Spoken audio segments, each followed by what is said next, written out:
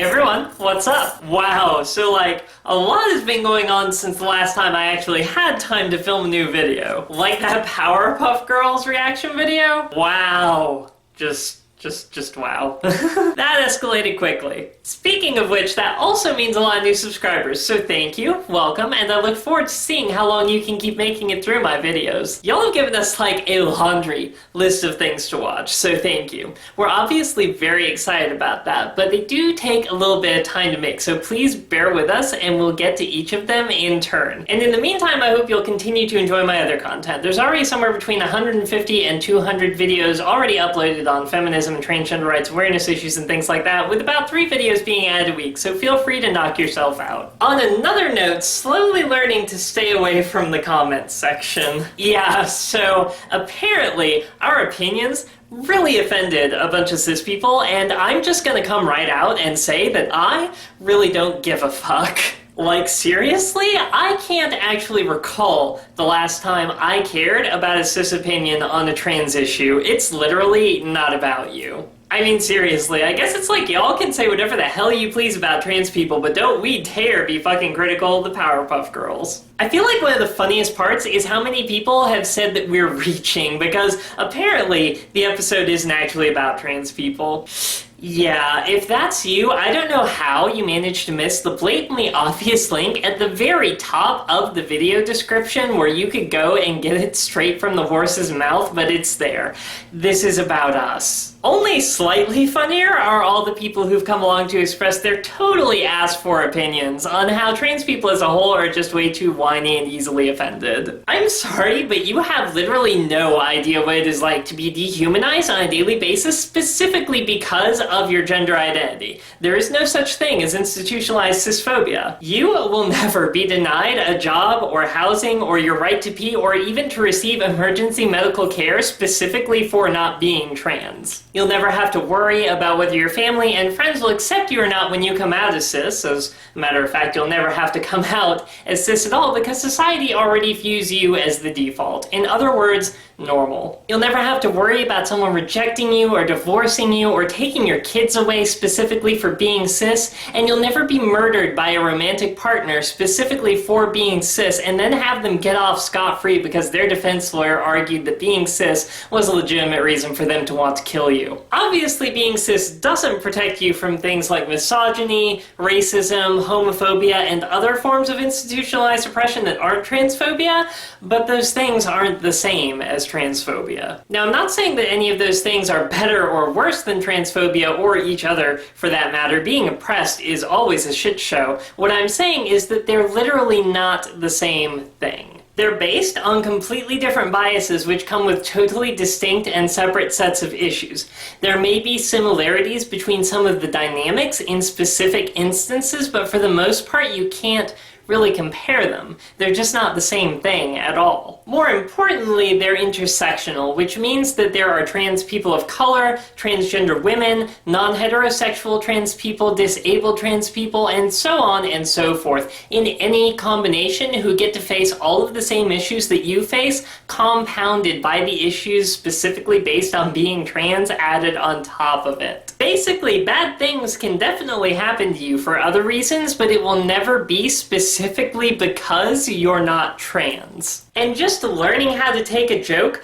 works really well when the jokes that people tell about you won't influence the way everyone thinks about your entire demographic, but we aren't that lucky. When cis people spread harmful myths and stereotypes about trans people, even if it's in the form of a joke, everyone actually believes it because it basically just reinforces all of the bullshit that a transphobic society has been indoctrinating them with their entire lives. And when one of us doesn't meet your transphobic expectations, we are apparently the exception, in spite of the fact that pretty much none of us actually fit into any of those nice, neat, nifty little transphobic boxes y'all try to put us in. And I really don't care what the medium is, it's not okay to keep using inaccurate and outdated depictions to further our oppression. I am not easily offended. Seriously, you can say whatever the fuck you want about me. You can even tell me my eyebrows are bad. I don't really give a shit. By the way, they're actually flawless, just just so we're clear on that. But trans people are literally dying and being denied our basic human rights while you laugh, so no, we aren't going to learn how to just sit back and take a joke. See, when you depict a cis character as being a villain or something, or you give them some kind of unsavory trait,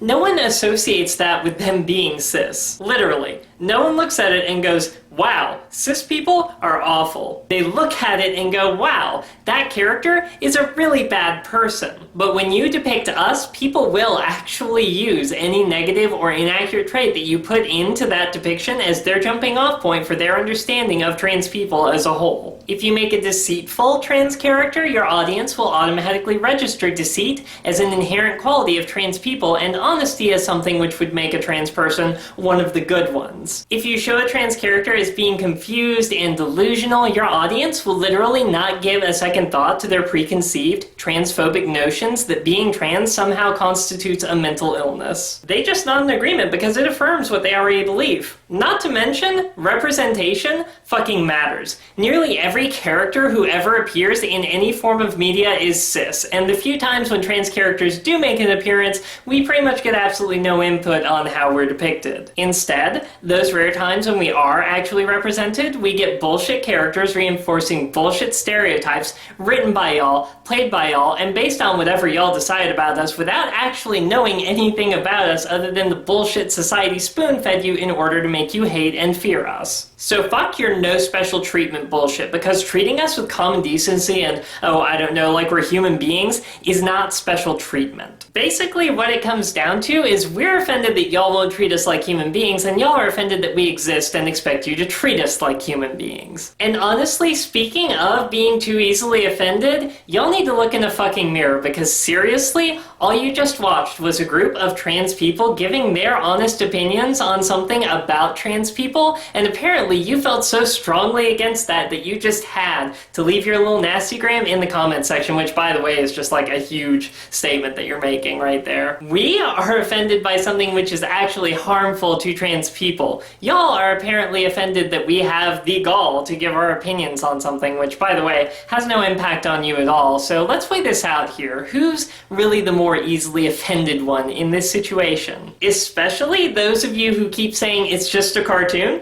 I don't know if you realize how incredibly ironic it is for you to say that given how defensive you're getting over our displeasure with it, but frankly, I think you might need that reminder just a little bit more than we do. If it's just a cartoon, why do you care so much about our opinions on it? Point being just, wow, seriously, all this just because 6 trans people decided to give their independent opinions on an episode of the fucking Powerpuff Girls. I get that people like the original show, but seriously, the reboot is kind of crap anyway, so you really don't need to be getting so defensive over it. Not to mention, it's really kind of their fault for going there. If they didn't want to run the risk of offending a marginalized demographic, then they really shouldn't have made such a crappy episode and then released official statements saying that it was specifically being addressed towards that demographic. Which apparently one of the writers has apologized for, but that's not all of the writers or the executive producer or the network, so that's really not the apology that we were looking for. And while she may claim that the episode was never intended as an allegory for transness, the parallels are pretty strong, and she really could have contradicted the executive producer back when he made his statement that it was about trans issues, only she didn't. Instead, she waited till after there was a backlash, which sends a pretty clear message that she was either at the very least okay with people thinking it was about us until we got angry about it, or that she actually did intend for it to be an allegory about trans people and is just full of shit and backpedaling to save face. Personally, I think it's more likely that it's the latter, and I'm sorry if you find that opinion offensive, but hey, seriously, it's just my opinion, and if you're really that easily offended, then maybe you should just stay off the internet. As always, thank you so very much for watching, and until next time, be yourself.